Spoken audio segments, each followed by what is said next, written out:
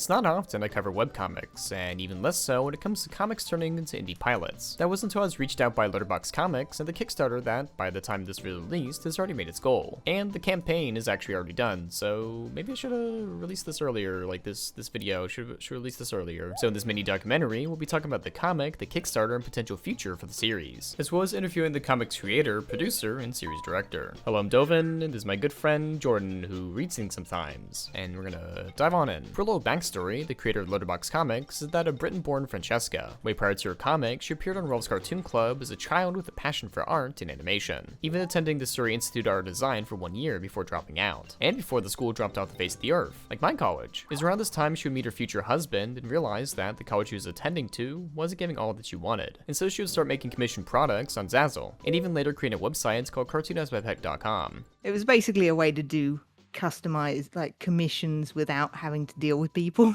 Did that for a few years, but it got a bit boring because the pet drawing was a very small part of it. You'd draw a pet and then you'd have to draw all the colours, all the hats in the right place, and then I put it out and people assumed I was some company when it was just me. They'd just be like, oh, where's guinea pigs? Oh, where's this obscure pet that you haven't done yet? So it was a very thankless job. And then I had my first kid. Yeah, that was sort of my gap where I didn't really know what to do next. That Cartoon As My Pet was kind of sitting there and it would still make some money. I just didn't add anything to it. And someone came along and offered to buy it. That was pretty lucky. It's literally the day I was in the mall and we were walking around and I was like, you know what? I think I'm going to stop doing Cartoon As My Pet. And I got an email, someone wanting to buy it. I couldn't believe it. And so yeah, I ended up selling it and then sort of sat about a bit until I figured out Litterbox was a couple of years later. I'd say that was like pretty fortunate, right? Like one of those divine interventions, or when a door closes, one opens up. Like one of those deals, you know what I'm talking about? And as a beginner mother, she found solace in writing Litterbox all the way back in 2018 as an outlet, for what her and her husband have been going through with parenting. And I just sort of thought it would be, fun for, a few mums would find it funny. I mainly my first boy was a difficult child. It was a dark time. It's hard when you got a colicky one. And, my family's obviously in England. I wasn't that great about finding groups online, so I felt very alone. And, me and my husband just going mad together. So I just really wanted to do something where it was like, there's other people, this stuff happens to other people, and let's laugh about it together. So that was kind of why I started it. And I just thought this will be a little comic and it'll hopefully cheer some mums up and some dads too. That was sort of all I expected, really, but it's got kind of mad. Though to get out of the way, she uses Clip Studio Paint on her iPad with an Apple Pencil to create her works. She used to have a Wacom that she later gave to Zach, better known for Last Place Comics. What's interesting about Litterbox is the characterization of the self-inserts, as over time, some aspects of the characters would change. When I started this, my youngest was still, I think he was 2. He was like a, toddler, baby toddler. And then my oldest was 5, I think. As we've gone, they've sort of gotten older. I've thought about aging them up, but in the comic, but they're so perfect, like the shape of them, like Vincent and Cooper. Like if Cooper just aged up into another Vincent shape, it just wouldn't be the same. And plus it's quite nice because I can hit the kid jokes with Vincent, I can hit the toddler jokes with Cooper. Because initially that was one change actually. I was initially doing like baby jokes with Cooper, but then as my youngest actually aged into talking, I realized how hilarious he was, and in a different way than my older kid. They've got a very sort of Gur and Zim personalities, or sort of R2D2 and C3PO sort of relationship. And so I was just like, God, I started writing, because I write all the things they say down, all the funny things, and I was like, I can't just leave all this is too good. So I thought I'll just kind of squeak Cooper's age up a little bit, so he's now talking and he's more of a toddler kid. I don't know, there's definitely some things he says that are older than toddler, but any discrepancies I put down to them being cats. The cats age different, it's fine. So yeah, that's been the main one, is Cooper starting to talk. Yeah, now it's got to the point where my youngest is actually older now than my oldest was in the comics. So sometimes he'll say something and then I end up, having to making it for like Vincent says it in the comic, which I feel a bit bad about because poor old my oldest gets a bad rap because he's kind of getting all the shitty stuff that they both do is coming through him. That's always an interesting concept. How self-inserted are my characters? As with many artists, you imbue your art with situations based on real life. And with Litterbox Comics, comics is a simulacra of actual situations. I didn't think we'd get too existential with the comics, but here we are. Now, before we get into the Kickstarter, this won't be the first product of our comics. Aside from general merchandise, you would actually release a compilation book back in 2023. Released the book last year. That was trickier than I thought it would be because they want you to have 25% sort of exclusive materials, and that's quite a bit. And as I just, I sort of did the numbers and I was like, God, if I have to do 25% exclusive comics, that's going to take me a year of working in the background and putting out these comics that no one sees until they're in the book. So I thought, I don't want to do that. So I managed to, instead of doing comics, I did sort of other kinds of pages, leaning into the old Garfield and animation and cartoon annuals, like the Garfield annuals I used to have as a kid, where they'd have puzzles and bios and all these extra stuff. And I thought I could do that a lot quicker. So that was what I did for the book. But it still took a long time. It's quite stressful because I'm used to doing a comic and then releasing the comic and then people say it's good, and sometimes they don't, but most people say it's good, and then I'm like, oh good, feedback, next comic, here we go. But the book was just sort of working into the void a little bit, and I didn't like it. I just it's not a fun way to work for me, but I was glad I did it. I still can't believe I really did it. This makes sense to have unique stuff for the book, but also wanting just to work on comics in the meantime. Now we got that out of the way, let's open up the can of tuna into the main course of this video, the Kickstarter. That's what we're talking about now. Just kidding, we're gonna have a little break, then we'll get back to the video. It's to take a little break.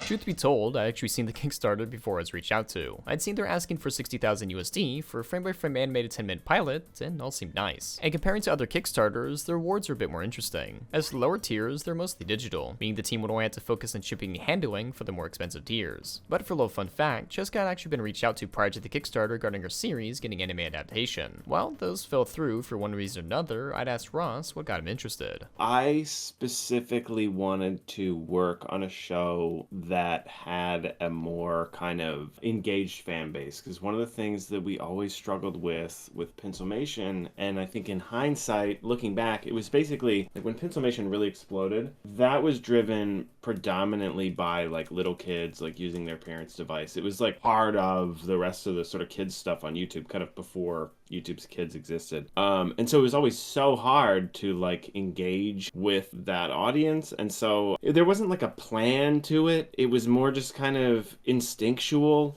But looking back, I feel like that's kind of what I was reaching for in a way. And so I was just scrolling, just went on, Tapastic or Webtoon, just scrolling through comics, and I saw Litterbox and I thought it was hilarious and reached out to Cheska, and we just really kind of connected immediately. I think part of it was that Cheska really wanted to do an animated version of her comic, and we just creatively really kind of clicked early on. So it was we just sort of dove into it from there. Now this animated adaptation shares some similarities to Pencilmation, such as the frame-by-frame animation. However, some aspects, such as dialogue, intrigue the series director, Brian Hart. I guess the biggest thing will be it'll have actual spoken dialogue. In Pencilmation, we basically kind of animated before adding any voices, kind of like Popeye style, where we just, we plan everything out, have the animators do it, and then we'd have our voice actors kind of mimic what they see on screen and do exaggerated voice takes. It wasn't like there was any direct lip sync. If we needed to, we would very rarely do anything like that where we would directly have a voice track that needed to be animated too. I'd say that would be the biggest difference. And also the characters are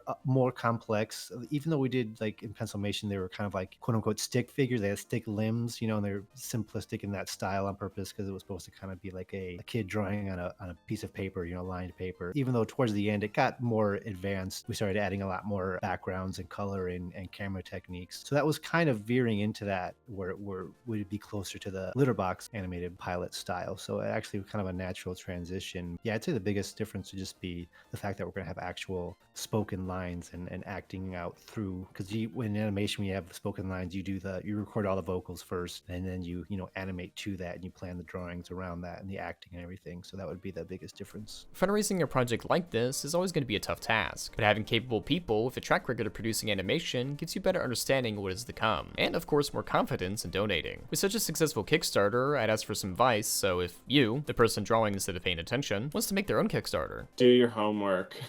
just look, all the projects that everyone has ever done are out there online, and you can look at them and you can look at their rewards and you can look at how much they raised. There's a website called KickTrack where it like records the daily raise for every project, like just mostly to say, like, if you do it wrong, you're going to just destroy your life for years. Like, there will be, like, the worst thing I think are these projects that do unexpectedly extremely well, and the creator's super excited, but they're way over promising, and then they can't actually deliver on that, and like 5 years go by or more, and you have all these frustrated backers you're trying to appease, and it just, it could really wreck your life, I think. And then the second worst scenario is having way inflated expectations about how your project is going to do, and you just fall on your face and really publicly embarrass yourself. And so, in pursuit of wanting neither of those things to happen, my advice is to just do as much research, read about as many projects as possible. Just plan it out. With every indie pilot, whether Kickstarter or not, I always wonder about the future for the series. Will the person be pitching to a network, do more fundraising, or simply just self-fund a second episode? I want to keep it as indie as long as we can, and if we get an offer from a network or streamer and it's good and they're going to stay true to the comic, like, we're not anti traditional media. It's just traditional has such a track record these days of like ruining so much of what they touch, and so it would just be really important to us that the show doesn't get messed up. Like, it could very easily, there could be some buzz about it, and then someone wants to make a season of it, and it's really done fast and it's terrible, and then that's the end, and then that's sort of feel like how business tends to operate, is like, well, the season didn't do well, I guess it's no good, like, moving on to something else, like, and that would be pretty much the worst possible thing that could happen. So, and also pitching takes so much time. Like, I think that our time is better spent cultivating the fan base, working on the show, working on the pilot, and just developing it and making episodes. And then if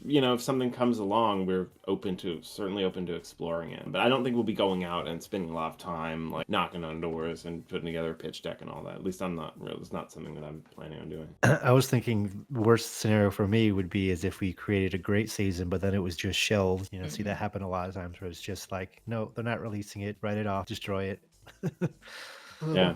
Of course, this wasn't a definitive answer, as perhaps it is a bit early to determine the success of a pilot that's not out yet. Whether or not this will be successful upon release will be up to the fans of the comic as well as you, the viewer, tweeting, drawing fan art, and supporting it online. I talked with many artists about their goals, thoughts, and futures for their works, and I always like it when an artist breaks out of their medium to try out something new, as drawing comics in of itself is pretty hard to do. I mean, go see my videos about House of Decline and Shin Comics after you finish watching this video, but of course I'm only one person. I also asked my fans what they thought about the Kickstarter and the comic itself. I remember seeing her comics on Reddit, and they were something nice to see. I'm kind of confused, though, on what route this series would take in terms of stories and what they would do with it down the line if it continues. Regardless, though, I'm still very excited to see the pilot. I've seen her comic strips on Twitter frequently, and since I already enjoy those, I think this sounds pretty promising, and I hope it reaches its funding goal. I think this show will be very fun to watch. It will be another example of a modern millennial parenting. It's always exciting to see a project like this get funded, especially if a team as professional as Pencilmation and the comic as funny as Litterbox. Aha! Well, it will be perhaps more than a year before the pilot comes out. In the meantime, we can read the comics, look at them, have a good time. Unless by the time you're watching this video, the pilot is out, then you should comment your thoughts on that and watch the next video when I cover the actual production.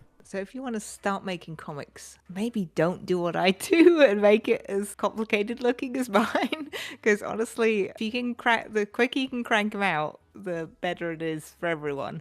The main thing is to make your comic something about it that is recognizable, because a lot of people will just be scrolling, they'll see a funny comic, it's funny, and they'll keep scrolling. But then if the same artist comes up again and they're like, oh, that's funny too, but the trick is for that second time, they're like, I remember that one from last time, that's the same person. Oh, maybe, it might take 2 or 3 times, but they might go and be like, oh, I'll go track this person down, because they're obviously making consistently funny comics. comic. But if your comic doesn't have something distinctive about it, they're not going to trigger that it's the same person, and they won't go and sort of look for you. And it doesn't have to be like as complicated, as ridiculously stupid as I went with the making it, cats and everything. There's people who, Toothy BJ has this colour sort of around his panels, or, even Cyanide and Happiness, they're stick figures, but you recognise them, something about them, or, they're different kinds of stick figures to like Chris Halbach or something. You can tell they're different. So just something different is very important for getting a comic going, I think. Thank you for watching, and have a fantastic day. You specifically watching this, I'm talking about the people who commented. If you haven't commented yet, it doesn't count. It does not count for a fantastic day.